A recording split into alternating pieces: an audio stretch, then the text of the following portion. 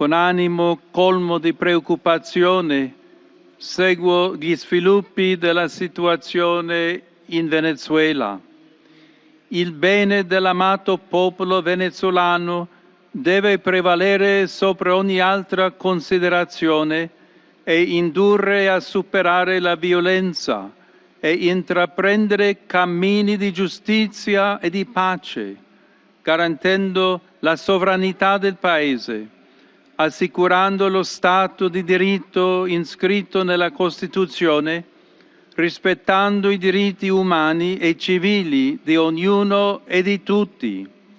e lavorando per costruire insieme un futuro sereno di collaborazione, di stabilità e di concordia,